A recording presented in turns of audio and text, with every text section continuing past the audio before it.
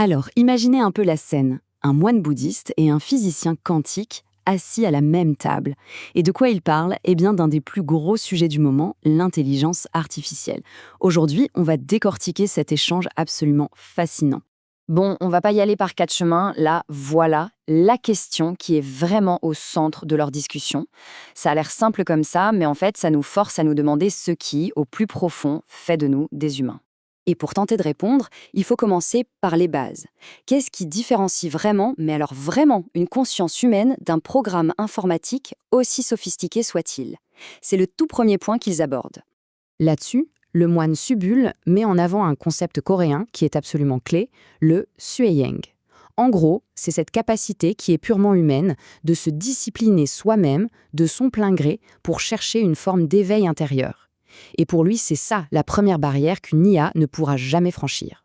Et quand on les met côte à côte, le contraste est frappant. D'un côté, on a l'humain, avec cette quête intérieure, cette capacité à la spiritualité qui vient de lui. De l'autre, l'IA, qui ne carbure qu'aux données qu'on lui donne. Elle peut analyser, calculer, imiter, mais se tourner vers l'intérieur, s'interroger sur sa propre existence, ça, non. Et cette différence, elle nous amène à une question encore plus profonde, qui est vraiment le cœur de leur dialogue. Comment la science et le bouddhisme définissent-ils ce qu'on appelle l'esprit? Et on va voir que, chose assez incroyable, leurs visions se rejoignent beaucoup plus qu'on ne le pense. Alors, pour bien suivre le fil, il y a un autre mot coréen essentiel à comprendre, maeum. Là, on oublie l'idée réductrice de cerveau ou d'intellect. Non, non. Le maeum, c'est tout en même temps. Le cœur, la conscience, les émotions, c'est vraiment le noyau vibrant de ce que nous sommes. Et c'est là que ça devient passionnant avec la vision du moine Subul. Pour lui, le mabunum, ce n'est pas un truc qu'on a dans la tête. Ce n'est pas un objet à trouver, comme des clés de voiture. C'est la réalité elle-même, telle qu'on la vit là, maintenant, à cet instant précis. Et attention, c'est là que la physique quantique débarque et crée un pont complètement dingue. Le professeur Kafatos le confirme, l'esprit n'est pas juste confiné dans le crâne, il est partout. Parce qu'en physique quantique, on ne peut plus séparer celui qui observe, le sujet, de la chose qui est observée, l'objet. C'est leur relation qui crée la réalité. Et l'esprit, eh bien, il est pile là, dans cette relation. Bon, après ce petit voyage philosophique, nos deux experts viennent à des choses plus terre-à-terre. Et ils partagent une inquiétude, une vraie angoisse commune. À l'ère de l'IA, est-ce qu'on n'est pas en train de se perdre complètement dans la machine?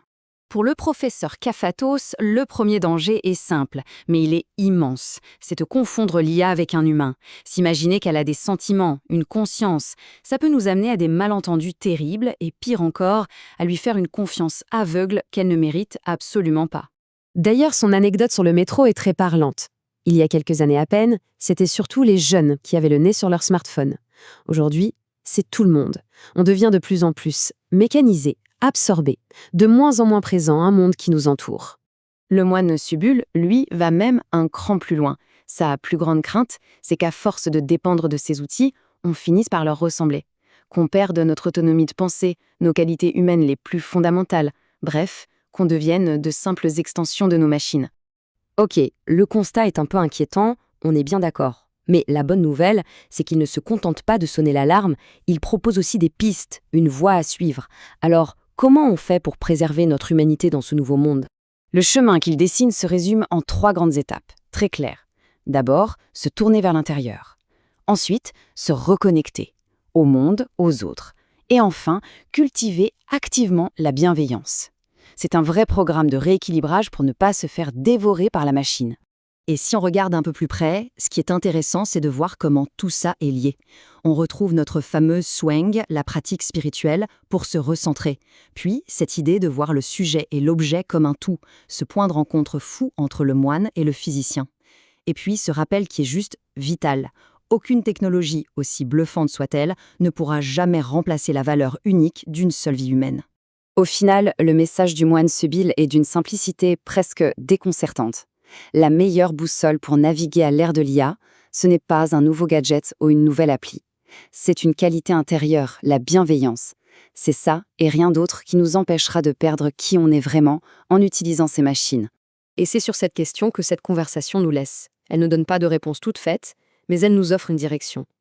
Parce qu'au fond, le véritable enjeu, ce n'est peut-être pas de perfectionner nos IA, mais bien de prendre le temps de cultiver notre propre conscience face à elle.